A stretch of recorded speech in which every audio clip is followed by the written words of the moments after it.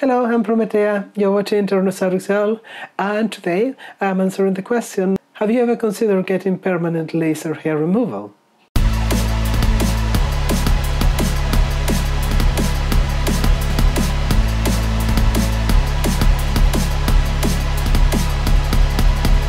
Then the asker goes on to say, or at least replacing razors with wax.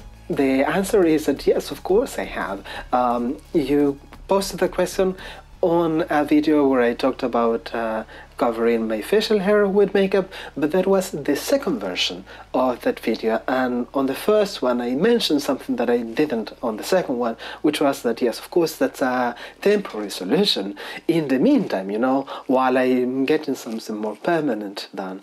And I did talk before about getting laser, which I did get a few sessions, but one thing, since you also mentioned waxing, not sure if you are trans or cisgender, but for most trans women, waxing facial hair is not an option because we have more and it tends to go deeper. Actually, this was me a few years ago. You can see that I have a lot of facial hair. It's very dense, very highly concentrated, it's very thick. So if I were to wax that, I would rip my face off. It's so much hair to hold on that I would hurt myself.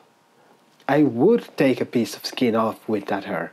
And that is the same reason why I actually had to stop getting laser, because it was not going anywhere. Because let me explain you a little bit about how that works. Laser works by heating the pigment on the hair. So that's why it only works on people with light skin and dark hair. So it heats the pigment on the hair and that goes into the root, and eventually it kills the root after a few treatments. But it's not magical, it's not instant. It takes some time because the hair also grows in cycles. So when you have some hairs visible, there are others that are latent and that are not being reached during that same session. So basically you need to repeat it and repeat it again. Some hair follicles are going to be weakened, but they are not going to be dead. And also it's not really permanent. It's a reduction, but it's not a complete removal. Laser doesn't get everything. But well, I stopped it after a few sessions because the thing is that with the amount of hair that I have, the heat that was transmitted into my skin by so many hairs was too much. It hurt like crazy. It's supposed to hurt, but it really was too much for me.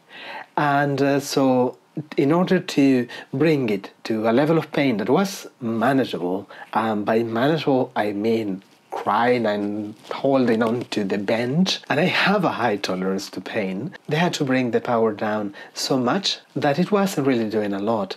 I mean, I can tell that there has been some reduction, like I have a few spots where you can see the effect, but it's still nowhere close what it should have been, what other people have experienced, because again the density of my hair is unusual, even for someone as I male at birth. So I had to stop that.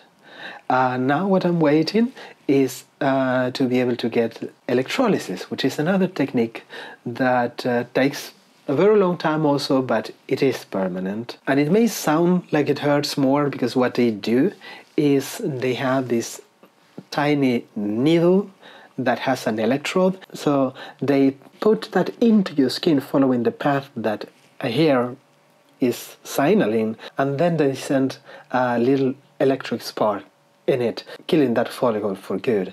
And that hair is there, that hair is not coming back. But it's much more time consuming, of course, so in every session they work a tiny area, because it does take a while. From what I have heard, it doesn't hurt as much as it sounds like it would hurt, but certainly in my case, because it is done hair by hair, not in bigger groups, not in sections of your skin, it's preferable for me. And it tends to be more expensive, but wow, going to get it through the healthcare system here. So now on March 21st, I have my first appointment with a psychiatrist to begin the process by which they are going to grant me these other treatments. So I'm looking forward to starting that soon.